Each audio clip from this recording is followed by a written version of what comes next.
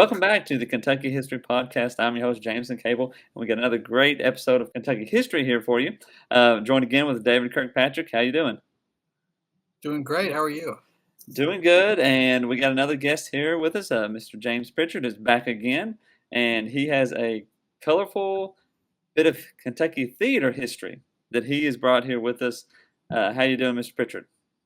Got a little bit of a cold, but it's always great to be with you, gentlemen, and talk about Kentucky's colorful past.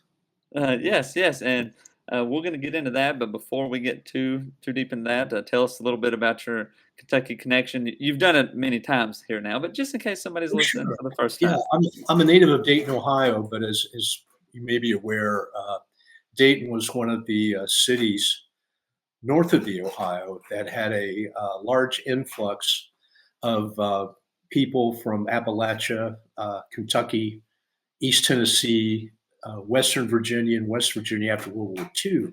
My family, though, came to Ohio in the 1930s. My grandfather was transferred from Kentucky to Southern Ohio, based at the plant he worked at. And then when he retired after World War II, then he moved to Dayton. And main reason being is that he wanted my father, who had just gotten out of the Navy, and my uncle to get jobs in the General Motors factory there. And so General Motors, National Cash Register, Frigidaire were all major employers in the 1950s and 60s and 70s. But having said that, I noticed my parents were a lot like other Kentucky transplants, fellas that I knew in grade school and high school, and that they didn't really form strong friendships in Ohio. And so every holiday, Christmas, Easter, I mean, you name it, we would go back to Carter County, Kentucky, where my parents were born and raised, and spend time with family. And then during the summers, my late brother and I would spend weeks with our maternal grandparents in Carter County or at our uncle's farm in Mason County. So I got a lot of great memories about my Kentucky connections in childhood. And of course, it was during these visits that my interest in Kentucky history really was planted. Yeah. Well, yeah, and I mean, Kentucky history is definitely a lot better than Ohio history. So it's as much as I hate to say it, my Buckeye friends and relatives would fuss, but it's dull, pretty dull. There's a lot more mischief and mayhem and color in Kentucky history than in many other states. This side of Texas. There you go. Well, so this bit of Kentucky history that you brought with us today focuses around Yorick's skull, right? That's correct. Where do we begin? This is new information to me. I would assume new information to David as well. Where do we begin? Absolutely. Yeah, it's a fairly well-known story to historians of the theater, but it hasn't gotten much interest in Kentucky. And I became interested, of course, in the Civil War during the centennial. I was 10 years old in 1963 and cut my teeth on the works of Bruce Catton and Burt Davis and a lot of other authors that were popular at that time. And of course, you eventually bump into John Wilkes Booth, the assassin of Abraham Lincoln. And I began to read stories about his father and his brothers. And the elder Booth, Junius Brutus Booth, was one of the most colorful characters that I've ever encountered in American history, partly and sadly because of his serious issues with alcohol and also his serious emotional health issues. But some of his escapades became part of his legend during his lifetime. and of course would be repeated as theater anecdotes for generations after he passed away on a riverboat approaching Louisville in 1852. He was about 56 years old at that time and died, I believe, of a fever. But Louisville is where he, according to theater legend, acquired the human skull that he would use when portraying Hamlet on the stage until his death. And then it was acquired by his son, Edwin Booth, who was as famous as his father was in the post-Civil War era, and would be a giant of the American stage, particularly for his role of playing Hamlet until his death. And his career would only be overtaken by John Barrymore in the early 20th century. And then, of course, then Laurence Olivier of England would sort of inherit the mantle of the leading Shakespearean actor of his generation. And it's a very colorful, very macabre story. And it ties in with what was going through, rather, the American changes the American theater was going through at that time, and then also the British theater. Edwin Forrest was a native-born American actor, and he was as popular, some would argue more popular than Junius Brutus Booth. And he emerged as a leading Shakespearean actor, and was a character in his own right. He and Booth appeared together on the stage. Booth named his son Edwin after his fellow actor. And there are equally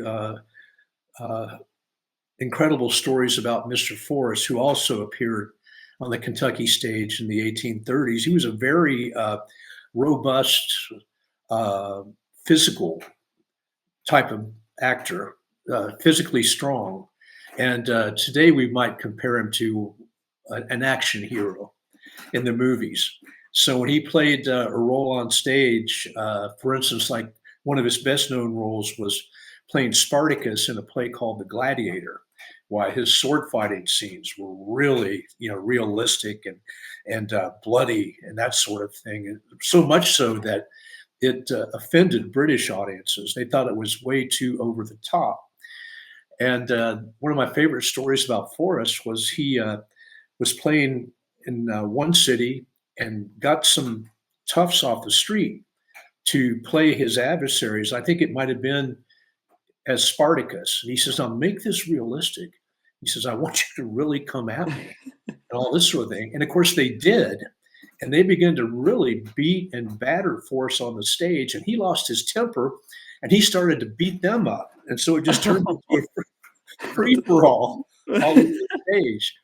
But the most colorful and tragic episode of his career related to his great rivalry with the British Shakespearean actor, William Macready. And when Forrest appeared in England, he was criticized for his acting as Americanization of Shakespeare. And some audiences booed and hissed him. And so he and Macready became great rivals. And it got so bad that on May 5th, 1849, the tragic Astor Place riots took place in New York City. And what it amounted to is that Forrest and Macready were playing in the same city at the same time. And when Macready appeared on the stage, some roughnecks in the crowd began to throw rotten eggs at him, began to disrupt his performance, and then began to throw actual projectiles at him. And there's a great book called The Shakespeare Riots by Nigel Cliff that recounts this tragedy, because before the dust settled, over 30 people were dead and countless others were wounded because the police couldn't handle the situation. The militia was called up and they fired into the crowd a volley. The crowd was estimated in the thousands, maybe as high as 20,000. So they fired point blank in the crowd and killed over 30 people. So this shows in a way how passionate Americans were about their theater and their stars And again, of course, in the 1840s, there was a lot of tension between Britain and the United States over Oregon and other issues that almost brought those two countries to war at the time. But Booth would also emerge during this same period. It's a period in which you see a revival of Shakespeare in Britain, and of course, Shakespeare becoming not Americanized, but becoming part of the American theater as well. And Junius Booth had a lot with making that happen. And one of the things we need to remember is that beginning in the late 17th century, throughout the 18th century or early 19th century, the Shakespearean plays that were witnessed by audiences in both England and America weren't the original plays, because they were, post-Elizabethan generations considered them vulgar, lewd, and violent and crude. And so they would rewrite these plays and soften the narrative. One aberration was published in 1681 and be used for generations afterward, in which King Lear has a happy ending. And so that's definitely something that Shakespeare, that he was spinning in his grave, not rolling in his grave, spinning in his grave, if he caught wind of that. So Junius Brutus Booth is touring the United States throughout the 1820s, 1830s. He's a native of England. He appeared on the stage originally there. He eventually abandoned his wife and his family in England, took up with a flower girl that he fell madly in love with in London, immigrated to the United States, and started a new family. And this, of course, is where we get John Wilkes Booth, Edwin Booth, Junius Brutus Jr., a daughter, Asia. I can't recall offhand just how many children they had, and they made their home in the vicinity of Baltimore, Maryland. So in 1834, early 1834, Junius Brutus Booth makes his first stage appearance in Kentucky at the old Louisville Theater.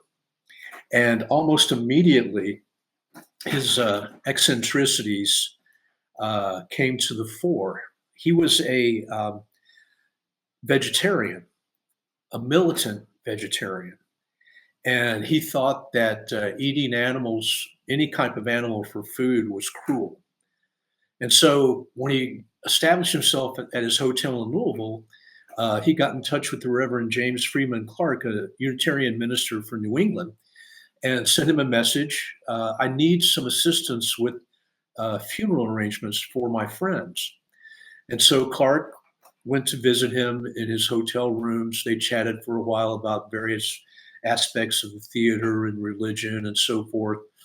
And he finally showed Clark into his rooms where his deceased friends were laid out. And his friends were pigeons. They were sold by street vendors on the streets of Louisville for food. And he purchased a basket of them and laid them out. And he says, "These are my friends." He says, "I want you to help me arrange funeral services, a burial plot. I want you to, speak the sermon and that sort of thing." And of course, needless to say, Clark was aghast. He was completely thrown off his game. And he sort of politely wormed his way out of this particular invitation, but Booth was not, he wasn't stopped at all. One of the things he said as he pointed to the birds, he says, "Look at what the cruelty of mankind has resulted in."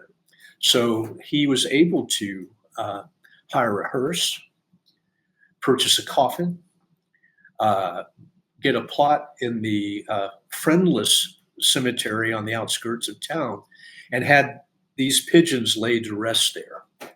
Another one of his stunts that may have took place in early 1834, he made several appearances on the stage in Louisville during that month, was he also became a street vendor. He had, according to some of the theater legends, he had gotten several dead rats and skinned them and put them on display and tried to say, why don't you use this as a food source, my friends? Surely this is just as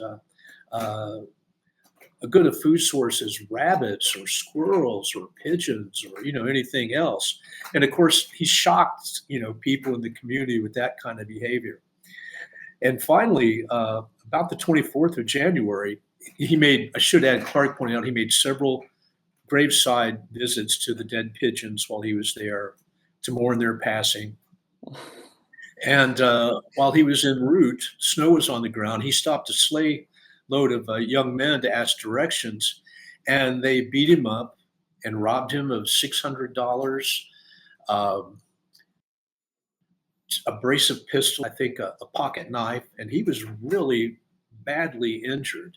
And he was not able to meet his performance as Hamlet at that particular time. He posted a letter in the Louisville newspapers to the effect that if my personal belongings are returned by the thieves and they pay my medical bills, then I will go on and perform Hamlet. And I don't know whether they actually recovered the money or the personal belongings, but he did perform Hamlet before he left the city.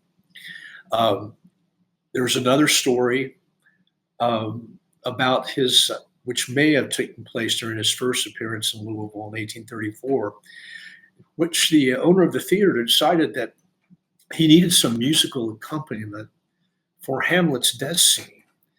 And so he hired an old one-eyed fiddler by the name of Jerry Phipps. And so Phipps was waiting in the wings with his fiddle. Booth is doing his death scene. And of course, it was expected to be backed by some mournful funereal music. And Phipps only knew jigs and reels. So he launched into a wild Irish jig, and it was called something like "Law Gals, Won't You Come to Shipping Port?" And Booth stopped in the middle of his death scene, looked around at Phipps, looked at the audience, stood up and bowed and walked off the stage. So his first appearance in Louisville was quite an event that people would remember for generations after that. And of course, he would return, I believe, in 1838, also in the winter. And there were also episodes that were usually connected with what his friends and family referred to as howlers. In other words, these insane drunken binges he would go on. And so when he visited Louisville in 1834, he was in jail. When he visited Louisville, almost every time thereafter, he was in jail for a time between performances.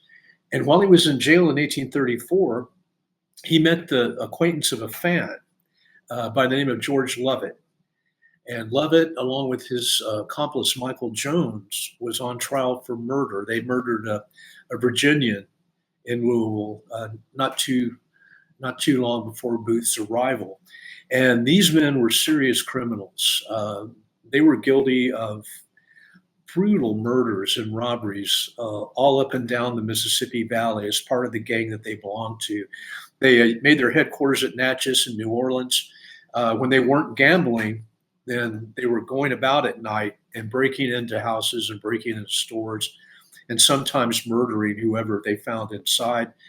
They would rob flatboats on the Mississippi River and murder the boatmen and then seize their stock. One man they tied up while he was still alive and weighted him down and threw him into the river while he was still alive to drown. So these were hardened criminals, but they had a soft spot, and they also loved the theater, and they loved Shakespeare. And they were big fans of Junius Brutus Booth. And according to legend, Lovett told Booth, he said, "Look," he says, "if I'm hanged, if I'm found guilty and I'm hanged," he says, "I will will you my skull, and you're free to add that to your personal props department, so you could use a skull in Hamlet."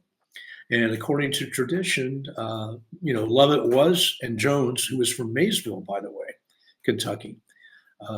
Lovett was from Virginia. They were executed, hanged in Louisville on August 1st, 1834, before a large crowd, estimated to be about 8,000 to 10,000 people.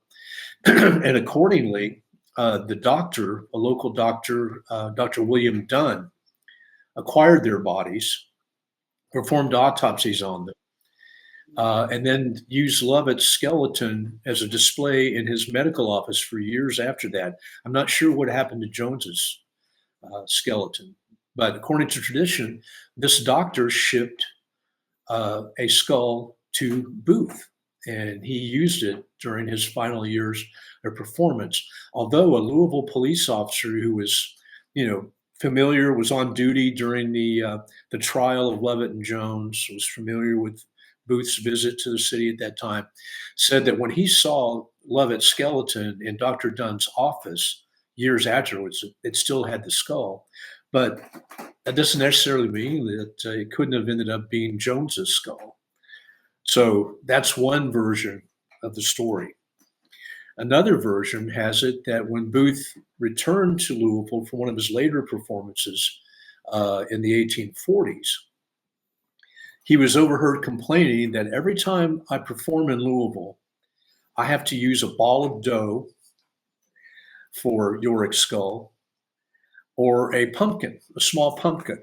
He would either poke eyes and a mouth into the ball of dough or carve eyes and a mouth into the pumpkin. And they would use that in the famous lament over Yorick. And a young African-American youth overheard this. And he said, wait, I'll be back. And I think he was employed in the Louisville theater, a position they called basket boys. And it could be youths of either race.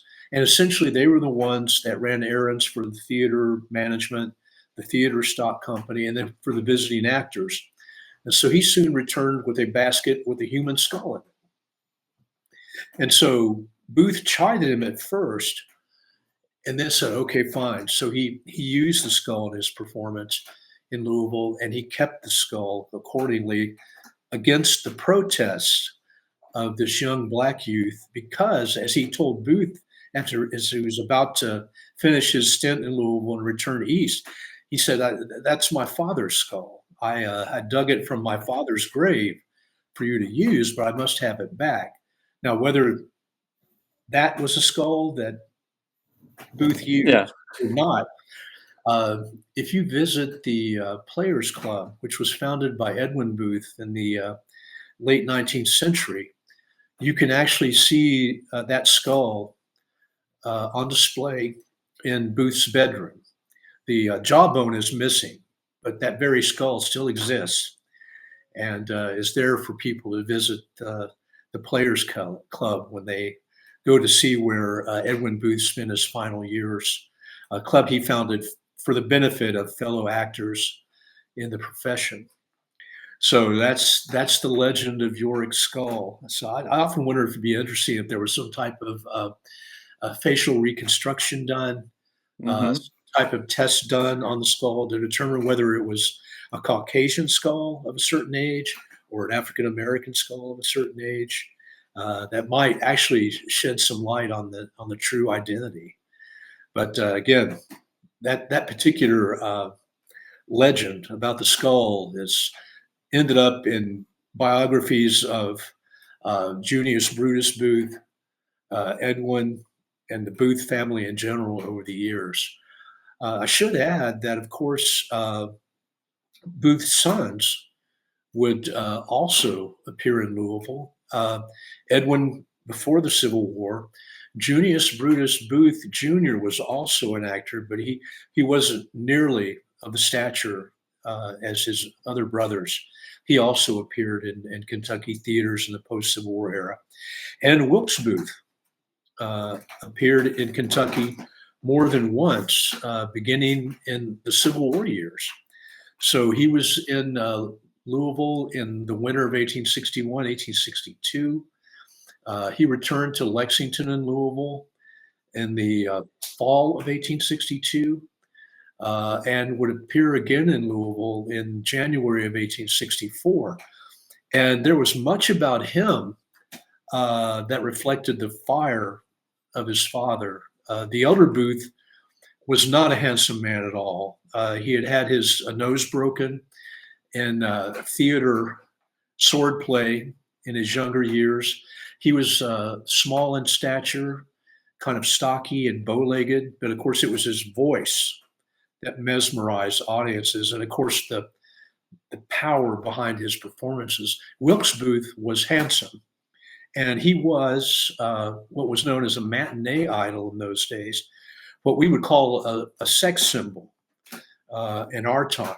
And young women just threw themselves at Wilkes Booth throughout his career. He would be like, say, like women of my generation would have felt by Paul Newman or Robert Redford. I mean, you can just name a lot of movie stars that had that type of, romantic lead, sex appeal type thing as far as their careers. And that was definitely part of Wilkes Booth's fame at that time. He was definitely a rising star of the American theater in the Civil War years. He also acquired some of his father's faults. He had bouts in which he behaved very strangely and with pronounced eccentricities. When he was in Paris, he became involved with a young French actress, and she eventually became frightened of him because of his ravings in the middle of the night, in which he would talk to spirits and pretend to hold a dagger. And so again, it looks like emotional illness was part of his makeup as well. And of course, like his father and brother Edwin, he also had serious problems with alcohol. So when he appeared on the stage in Louisville in January of 1864, he was in a play in which he portrayed Cardinal Richelieu of France. And before the curtain rang up, he went out on a spree in the city and came to the theater so drunk his valet had to prop him up in the wings and then push him onto the stage to perform. Finally, there was a scene with a young actress, in which Richelieu in his cardinal robes is seated in a grand chair, waiting to hear her pleas, to him about some matter or other in the script. And Wilkes Booth, according to a member of the Louisville Stock Company at the time, fell asleep. I think a more accurate description was that he passed out. And so this young woman was increasingly flustered and kept repeating her lines and raising her voice. And finally, she became so exasperated, she began to shake him violently in that chair. And he woke, startled her. She flubbed her lines, and he said, "What? Haven't you learned your lines yet?" Of course, I'm and immediately the manager rung down the curtain. The play was only halfway through. Mm-hmm. Booth jumped to his feet and demanded that the curtains be raised again. And he got back into the chair, and they finished the performance. Nothing was amiss for the rest of the night with that. But again, alcohol would be a problem. And of course, Edwin Booth would suffer from serious depression throughout his life, and would also struggle with alcohol. And it's understandable. He, as a very young boy in the 1840s, he became the elder Booth's keeper. And his job was to keep his father sober enough so that he could go through with the performance. And there are all sorts of stories about young Edwin, again, just a boy, locking his father in a hotel room before a performance. And of course, the elder Booth would slip a couple of coins under the door to the hotel porter and have him bring a container of brandy. And then the elder Booth would slip a straw through the keyhole and would still end up being drunk before the performance. So that was quite a job for that young boy. And I'm sure real mental and emotional strain on an impressionable young man. So again, they were great actors, the giants of the American stage in their generation, but, deeply flawed and troubled human beings. And I don't know, in a way you might understand it. You become famous, whether on the stage or in movies, by pretending to be someone that you're not. Yeah. People don't love you for your genuine self. They love you because you are their Hamlet, or you are their Richard III, or you are their Spartacus or Cardinal Richelieu, their romantic, hero. And there's a sad, bittersweet story about the elder Booth walking through the streets of a major city with young Edwin by his side, and almost everyone they passed, "Good day, Mr. Booth. Hello, Mr. Booth." They would tip their hats. "Father, how do you know so many of these strangers? How do you know so many of these people?" Edwin asked. And his father replied laconically, "Everybody knows Tom Fool." And so essentially, they were saluting the man they thought he was, not the man he actually was. And he was a very intelligent, well-read man in a variety of topics, and literature, religion, and of course Shakespeare he knew by heart. So I think that may have been part of the struggle in his life, and maybe Wilkes Booth and Edwin as well. Yeah. Well, that's a lot. And forgive me for scratching my nose, but again, this cold is still sort of You're fine. tugging at my shirt sleeves. I've got a little hot tea here. It's too early in the day for medicinal brandy. So, we talk about the fame that they had. I mean, like how much money though were they making? I mean, were they? I think of like modern day actors or stage performers. I'm afraid that's a question that would be difficult for me to answer. I'm not sure what, for instance, a Broadway actor or actress, especially a star, would get for a performance these days. I do recall that the elder Booth would demand maybe $300 or $400 for a performance run in a particular city, which was no doubt a tidy sum at that time. But it's a precarious existence.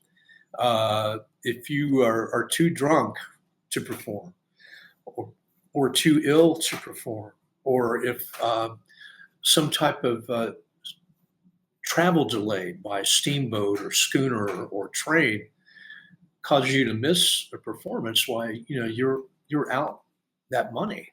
Mm-hmm. So I imagine it was a pretty precarious living at that time. And the Booths had a farm in Maryland, and I'm sure a lot of their income was supplemented by their farm produce during that particular time. It wouldn't include beef and pork or chicken, that's for sure. But I kind of get the impression it was a pretty precarious existence. Maybe not quite hand to mouth, but again, I'm sure that all three of the more famous of the Booths, had some hand to mouth experiences during their careers. Do you think the father would be the most famous, or not? I mean, obviously John Wilkes would probably be the most famous, but as far as acting goes, I think Edwin was the most famous. There's a great biography, though, of the elder Booth, Junius Brutus Booth, Theatrical Prometheus by Stephen Archer, by a scholarly work by a university press.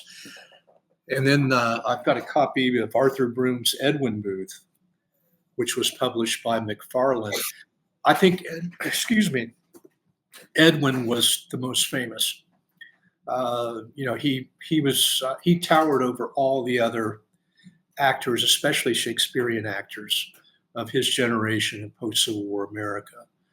But for antebellum Americans, again, Edwin Forrest, Charlotte Cushman, and Junius Brutus Booth were the ones that they remembered. And of course, the Kentucky newspapers, particularly the Louisville press, are just full of reminiscences and anecdotes about the elder Booth's performances in Louisville. And usually the people who remembered him, really heaped praise on his performance, saying he was at the top of his game during that time. Well, James, do you notice, does the American theater have to gain respectability. In Britain, it sort of seesaws. But I found it very interesting. I know in some other research you've done, you said Louisville has a theater about 1808. I know Isaac Shelby is sitting in the theater when news of the defeat of the River Raisin comes. I know that people in the War of 1812 raised money by putting on plays in Lexington. And even in Harrodsburg, where I work, a tiny town, there's an 1850 newspaper where they're putting on Othello. And so I would have assumed that the theater had to gain that respectability, but it seems like very early on, it's a common pastime. You find that to be true? Yes. As a matter of fact, the American theater had to earn respect in America. And to a certain extent, the British theater had to earn more respect in Britain, because until the late 19th century, most average Americans, or Englishmen, if you will, looked down on actors and actresses and looked down on the theater. Actors were considered to be disreputable drunkards. Actresses were considered to be little better than prostitutes. And so that was a real struggle. That's one thing that William Macready in England had to really struggle against. Was, he was aware of how the profession was regarded in his time in the early 19th century. And so he struggled to make the acting profession an honorable one. And I think to a certain extent, Edwin Booth was one of those that did that for the American theater. But, and then of course you add an additional layer in which in the early 19th century, the pre-Civil War era, Britons felt that the American claim on Shakespeare was a little shaky, if you'll pardon the expression, and that only an Englishman could, perform Shakespeare with any authenticity.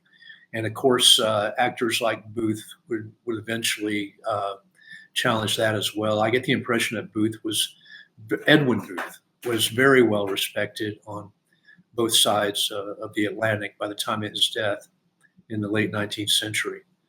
So yeah, it was considered to be a very disreputable way to earn a living and live your life for many Americans until well after the Civil War. Junius Brutus, he was vegetarian. How many vegetarians do you think there would have been around that time? Well, that is a good question. Very few, I would assume. But I would think that it might have been a sliver of the population at that time. But he was adamant. He would not allow his farm workers, and I believe he may have had some enslaved laborers on his farm in Maryland, would not allow his children to harm an animal in any way, shape, or form. And so that may have been quite unusual. And I know that his attempts to, what's the word I'm thinking, sort of change the hearts and minds of the American people were just chalked up as just another sign. By the time Wilkes Booth assassinated Abraham Lincoln, it became common to call them the Mad Booths. And of course, rather than changing the hearts and minds of people, especially the people of Louisville, about consuming meat, why it just sort of added to his reputation as being very eccentric, if not a little bit mad. Well, you bring up the assassination and all. Did Edwin was able to kind of still? I'm surprised that he was still able to kind of, I guess, maybe separate himself from it and still become a successful career. It was a real dark cloud over his career in the years after the Civil War. People eventually came to warm to him, but I seem to recall that Edwin may have been performing in Cincinnati at the time of Lincoln's assassination, and if I remember correctly, I hope I'm not wrong, he was very close to being mobbed in Cincinnati in the aftermath of the election. And so it took years for him to win the American people back. and he became a much loved and highly respected actor of his time. In addition to Yorick's skull, which he kept in his bedroom rather, he also kept a picture of his brother Wilkes Booth in there as well. And they were both divided on the issue of the Civil War. Edwin Booth supported the Union cause, and of course, needless to say, Wilkes Booth was a rabid pro-Southerner. And when he learned that Lincoln was not only arming Black troops, but talking about Black voting rights after the Civil War, that's when he said, "Well, I'll put him through. I'll put a stop to that," and that's what led to the plot against Lincoln's life. Well, so is that a Yorick skull behind you? That is my. Actually, this particular gentleman I bought when I gave a podcast on the Hart brothers, the notorious frontier outlaws. And of course, when Big Harp was overtaken by a posse in 1799 and killed and beheaded, his severed head was put in the forks of a tree in Webster County, Kentucky. And that spot became known as Harp's Head, and his skull could be seen in that tree for years and years after his death. But now he's doing double duty as Yorick's skull. And if you come on my porch at Halloween, why, he'll be grinning at you through the door at that time as well. So, but he, as I assure both of you, he's plastic. He's not a skull. But any members of the Metro PD in the audience? Yeah. Plastic. I really appreciate the opportunity to talk about this, and there are plenty of other colorful stories pertaining to theater in Louisville as well. There was a similar episode on the Louisville stage around 1900. Maurice Barrymore, who is also an Englishman, was like Wilkes Booth, was a leading matinee idol. He was extremely handsome and popular with the ladies. And he had, unfortunately, at one point in his career, contracted syphilis. And of course, that had developed into a condition I think was called paresis, which eventually led to him being confined in a mental institution for the rest of his life. But when he was performing in Louisville, there was a sword dueling scene. And his rival in the sword fight was holding a little girl actress, a little child actress in his arms while he was dueling with Maurice Barrymore. And Maurice became so caught up in his role because of his ongoing insanity that he took the guard off of his sword and was actually trying to run his opponent through. And so, in a way, history repeated itself because in 1838, Hugh Hay of Louisville watched Junius Brutus on the stage. He was a wheel maker and an Army veteran, a wheelwright and an Army veteran, but he was also a great lover of Shakespeare. He named his son William Shakespeare Hayes. But he witnessed a scene in which the elder Booth was playing Richard III. And Booth was, in 1838, was actually trying to stab his Richmond. And Hay said that, the Louisville cast was actually afraid of the elder Booth, both in 1834 and 1838, because, again, his borderline mental breakdowns while he was on the stage. Mm-hmm. So it was dangerous being an actor or an actress in the old theater, not only in Kentucky but around the nation, especially when the actors got into their cups a little bit too much before the curtain rang out. They had to ease the nerves, but they might be easing them a little too much there. I interviewed a musician several years ago. And he said, there's a saying in the profession, you don't want to go on stage alone. And so, they would have a bottle of whiskey or some other items backhand that they sort of delved into before they went on stage to kind of tamp down that stage fright. And I'm sure it was the same thing with a lot of actors then as today. Yeah, yeah. A very unique business now and then. I mean, some of these stories are pretty wild, but yeah, yeah, They say that public speaking is one of the top fears that people have, and I can attest to that. It took me from 1986 on to get over my stage fright.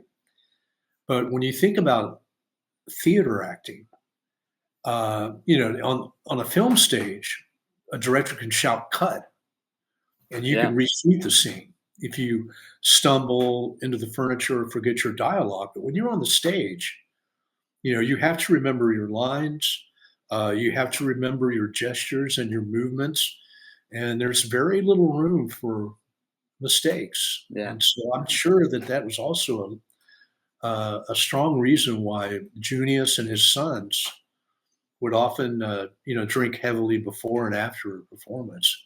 That had to be incredible stress, even on the most experienced actor or actress. yeah. I'd say so. Yeah, definitely. Well, David, you got any questions real quick before we wrap up? I think that sums it up. That was great. Well, Yeah, like I said, I had such a fun experience researching this, and like I said, hopefully this will get into print and be even a little bit more expansive than what I shared with today as I uncover new sources. yeah, yeah. It's a very good little Kentucky story, or a glimpse into Kentucky history that a lot of people. Who knew that the Louisville theater would bring such a madness? Some of the greatest stars of their time, Sara Bernhardt, Henry Irving, and others that were huge stars. Madame Modjeska, Polish actress, huge stars in the late 19th and early 20th century, all performed in Kentucky.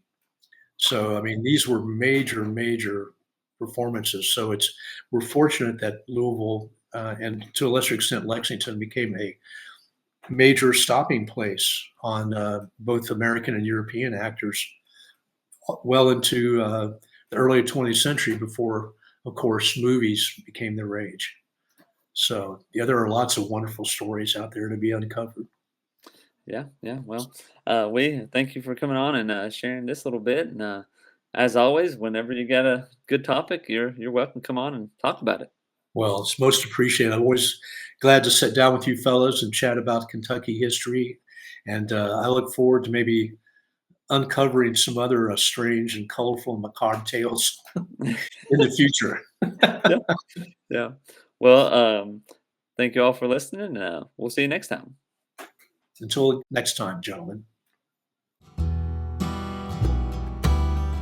Welcome to the Kentucky History Channel, where we strive to bring you all the Kentucky history content you want and you deserve.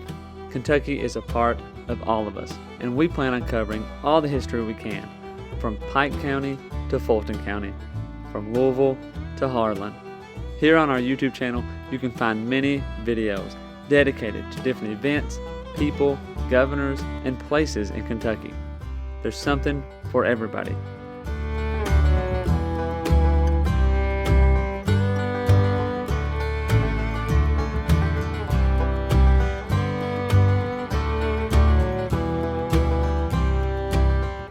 While you're here, if you like the channel, hit the subscribe button and the notification button so you get notified anytime new Kentucky history is available. And if you want to support the channel, we have a Patreon page as well, or patreon.com/kyhistorypod. You've probably heard about Daniel Boone, but what about the rest of the frontiersmen who came to Kentucky and settled? That's what we want to bring to the Kentucky History Channel. The stories of the untold, the stories of those forgotten. One thing to expect on our channel is great Kentucky content. Some stories that you've never heard of. The Night Riders, who began in western Kentucky. Bloody Monday, the riots in Louisville,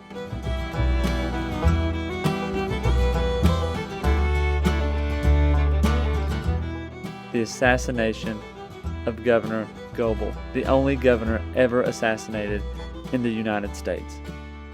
Stories from all over Kentucky, stories that are unforgettable once you've heard them.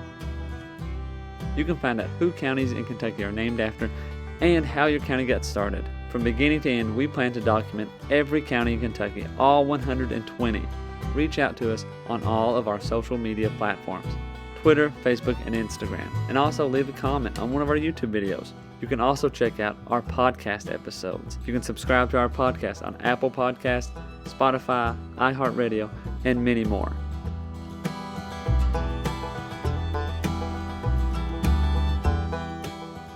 We're always seeking to find more Kentucky history so we can bring it to you, the viewers, the listeners. We want all the stories and all the events from Kentucky's great history to be told and shared everywhere.